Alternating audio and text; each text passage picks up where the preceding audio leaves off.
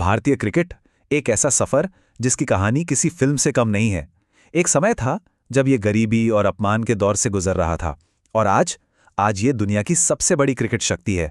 तो ये कहानी है पैसों से पावर तक के उस अविश्वसनीय सफर की। चलिए शुरू करते हैं। स्क्रीन पर जरा इस फर्क को देखिए। एक तरफ हमारे खिलाड़ी कार्गो जहाजों में भूखे पेट सफर करते थे, और दूसरी तरफ आज बीसीसीआई दुनिया का सबसे अमीर, सबसे ताकतवर क्रिकेट बोर्ड है।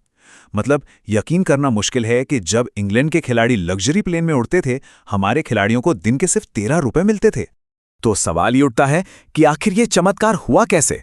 जो बोर्ड अपने वर्ल्ड चैंपियंस को इनाम तक नहीं दे पाया, वो आज पूरी दुनिया के क्रिकेट को कैसे चला रहा है?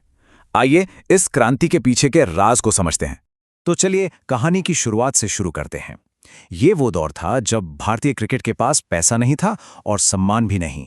ये था अपमान का दौर। और ये सिर्फ बातें नहीं हैं, ये उस दौर की कड़वी हकीकत थी। सोचिए, इंग्लैंड जैसे महंगे देश में खिलाड़ियों को सिर्फ 13 रुपए रोज मिलते थे। इसी में खाना, कपड़े धोना, घूमना सब कुछ करना होता था।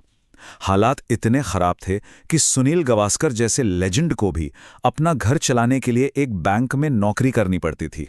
ये एक किस्सा उस समय के बेबसी को साफ साफ दिखाता है। जरा सोचकर देखिए, देश का कप्तान एक फैन से लंच के बदले पैसे मांग रहा है। इससे पता चलता है कि हमारे खिलाड़ी सिर्फ मैच नहीं लड़ रहे थे, वो तो अपने गुजारे की लड़ाई भी लड़ रहे थे।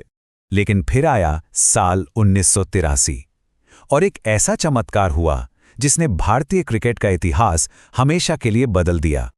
1983 जब कपिल देव की टीम ने उस वेस्टइंडीज टीम को हराया जिसे कोई हरा नहीं सकता था, और वर्ल्ड कप जीता, तो पूरे देश में जैसे एक बिजली सी दौड़ गई। रातों रात क्रिकेट भारत के हर घर में पहुंच गया। हर बच्चा क्रिकेट का दीवाना हो गया और इस खेल को एक नया जीवन मिला। लेकिन कहानी में एक बहुत बड़ा ट्विस्ट था। जीत तो ऐतिहासिक थी, पर बीसीसीआई के पास अपने चैंपियंस को इनाम देने के लिए 1 लाख रुपए भी नहीं थे। वो इनाम की रकम जुटाने के लिए लता मंगेशकर जी को एक चैरिटी कॉन्सर्ट करना पड़ा। इससे एक बात तो साफ हो गई कि सिर्फ जुनून से पैसा नहीं बनता। और ये संघर्ष वर्ल्ड कप जीतने के बाद भी सालों तक चला। 1987 में तो भारत की इज्जत बचाने के लिए धीरूभाई अंबानी को वर्ल्ड कप स्पॉन्सर करना पड़ा। और 1993 तक, मतलब उस ऐतिहासिक जीत के 1 दशक बाद भी, बीसीसीआई 80 लाख रुपए के घाटे में था। तो फिर ये सब बदला कैसे? इसका क्रेडिट जाता है एक शख्स को, एक ऐसे विजनरी को जिसने क्रिकेट को एक खेल से एक बहुत बड़ा बिजनेस बना दिया। जगमोहन डालमिया। डालमिया की सोच बहुत सिंपल लेकिन क्रांतिकारी थी। देखिए, पहले बीसीसीआई दूरदर्शन को मैच दिखाने के पैसे देता था। डालमिया ने यह समझा कि असली प्रोडक्ट क्रिकेट नहीं, बल्कि भारत के 87 करोड़ दर्शक हैं। तो उन्होंने पूरा गेम ही पलट दिया। अब ब्रॉडकास्टर बीसीसीआई को पैसे देंगे, क्योंकि वो इन करोड़ों दर्शकों को विज्ञापन बेचकर अरबों कमा सकते थे। और इस एक सोच का नतीजा, वो तो बस कमाल ही था। जो दूरदर्शन पहले पैसे लेता था, उसने अब 250 करोड़ रुपए दिए। टीडब्ल्यूआई ने 150 करोड़ की डील साइन की। आईटीसी ने 45 करोड़ दिए। देखते ही देखते भारतीय क्रिकेट में पैसों की बरसात होने लगी। डालमिया ने एक मजबूत नींव तो रख दी थी, लेकिन एक आखिरी मास्टर स्ट्रोक बाकी था। एक ऐसा कदम जिसने भारत को हमेशा के लिए क्रिकेट का बादशाह बना दिया, और वो था इंडियन प्रीमियर लीग। साल 2008 बीसीसीआई ने इंडियन प्रीमियर लीग लॉन्च किया और क्रिकेट हमेशा के लिए बदल गया। ये वो चाल थी जिसने बीसीसीआई की सत्ता पर आखिरी मोहर लगा दी। जरा इस एक नंबर पर गौर कीजिए। आज पूरी दुनिया के क्रिकेट का 80% पैसा अकेले भारत से आता है। और सीधी सी बात है, जब घर का 80% खर्चा कोई एक चलाए, तो नियम भी तो उसी के चलेंगे। आईपीएल ने बीसीसीआई को 3 जबरदस्त सुपर पावर्स दी। पहला, पैसों पर पूरा कंट्रोल। दूसरा, क्रिकेट कैलेंडर पर कंट्रोल। जब आईपीएल होता है तो बाकी दुनिया का क्रिकेट मानो रुक सा जाता है। और तीसरा, टैलेंट पर कंट्रोल। दुनिया के बेस्ट खिलाड़ी अब बीसीसीआई के लिए खेलते हैं, जिससे खेल की दिशा भी भारत ही तय करता है।